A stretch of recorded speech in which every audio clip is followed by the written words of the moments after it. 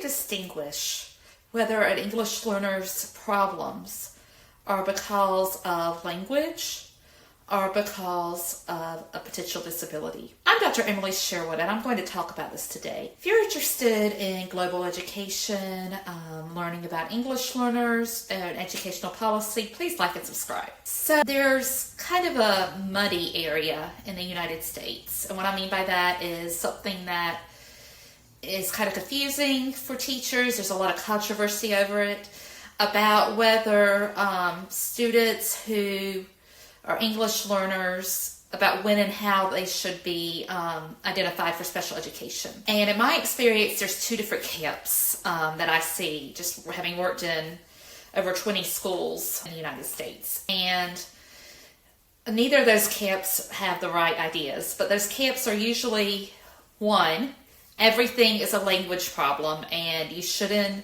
ever identify a child for special education until that child has been in the United States for many years. I've even heard 5 to 7 years. That's one of the trends out there, because that is the amount of time it takes for a child to usually catch up to their peers and to learn enough English to succeed in school without support. Generally, there are kids who do it much faster, much slower, but that's kind of the general time frame. I even heard about a child in one of the schools. A friend of mine reached out to me, and this child was an adoptee, and he had been adopted, I think, at 10 months, very, very young, before most children even speak. And he was having a speech problem at school, and the speech therapist in a very good, well-regarded school district, probably the best school district in the area, according to most people, the school would not initiate testing because they said that this was a language problem, and that's absolutely ridiculous. So there's that camp, and then the other camp is that any problem a student has anytime should be referred for special education, and that goes back to resources. Special education, although it does not have the funding it needs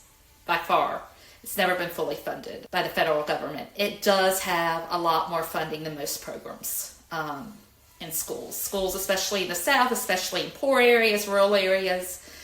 Special education does bring in some money. You hear sometimes it's a money maker. And so they do have some resources. And the other thing they have are accommodations, which if you watch my last video, I talked about that, about how many times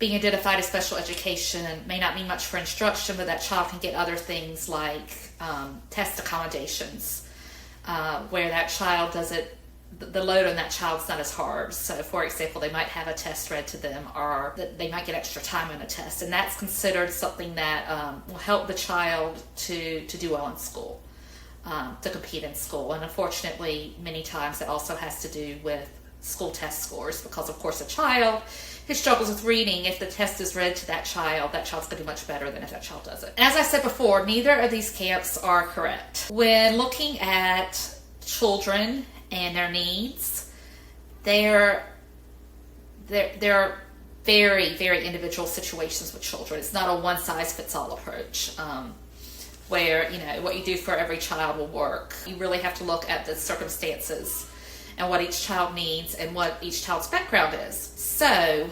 obviously, if a child is deaf or blind or, can't walk, has some kind of a medical or physical problem, obviously that child needs to be identified for special education right away. And I've never been in a situation where that child was not identified. I've known some children who had some pretty severe learning needs, and that was identified. But when it comes to things like a learning disability or a speech and language problem, those things you need to be looked at in the individual child. So usually if there's a very mild problem and the child is young, or the child has just been here a very short time, the child's what we call a newcomer, in other words, they come from another country, it is advised to wait several months, perhaps up to about a semester,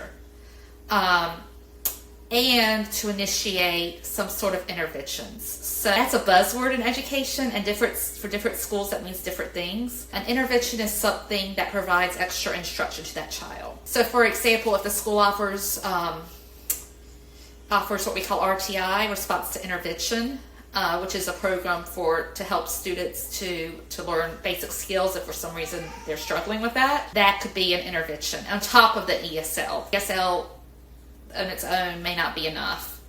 or ESOL, English Speakers of Other Languages. It would have to be something directly suited for that child and what they're struggling with. So if it's, phonics, if the child can't decode, then the child needs phonics instruction, or math instruction, sometimes math. And if that child improves even a little bit, if that child shows expected growth, in other words, if that child gets better pretty rapidly, then it's likely not a special education issue.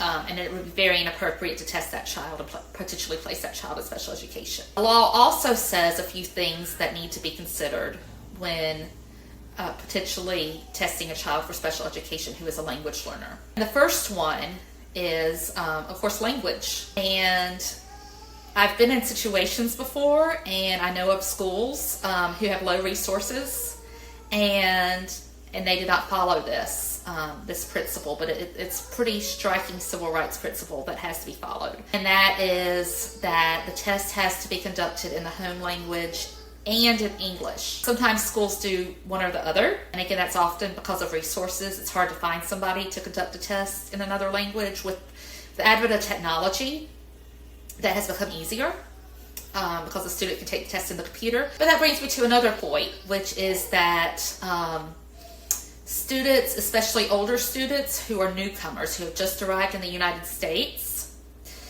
they may have gaps in their education. What I mean by that is a child may have never learned to read in the first language. That happens. Fortunately, in other countries, the level of education, sometimes it's not very high, or that child may have been in an unfortunate situation where that child could have been in a refugee camp, or could have been in a wartime situation, and the child just didn't have access. And I've seen that before many, many times. In cases where that happens, where it's obvious that the child did not have an education, you sit down with the parents and they tell you that, this child never learns these skills, this child never had the opportunity to go to school, then by law, that child should not be referred for special education. Again, until that child undergoes maybe a more lengthy intervention, maybe make it, a few more months, to rule out that this is not just because the child doesn't know how to learn and the child hasn't had the opportunity to go to school. This is super, super common. And putting a child like that into special education often will not be super helpful. Because special education is designed for kids who have organic problems, have problems learning just because of the way their brains work, and maybe some other personal medical factors. And so that's a very big thing that a lot of people don't think about. I think teachers, particularly teachers who may not have a lot of training, may not have a lot of ELLs, that they go right to, well, this must be a learning problem. Or they go right to, this is a language problem. And in fact, it may not be either of those things. Maybe the child just hasn't had the opportunity to learn. If students do test and qualify for special education, they have the same rights as other students in special education. There's in the past been this idea, and it was even when I was around teaching my first few years, there was this idea, and I heard a state director of ESL say it.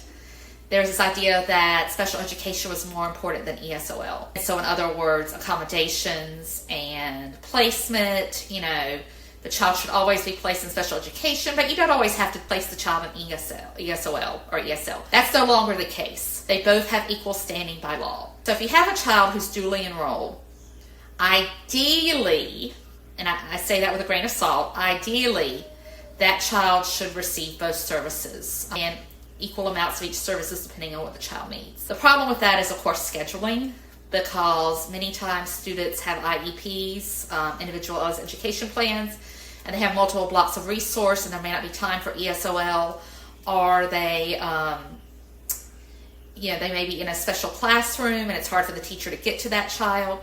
But ultimately, the best way, the way that serves the student the most and that honors the student's rights, is to do both programs. So that's all I have for today. Thank you so much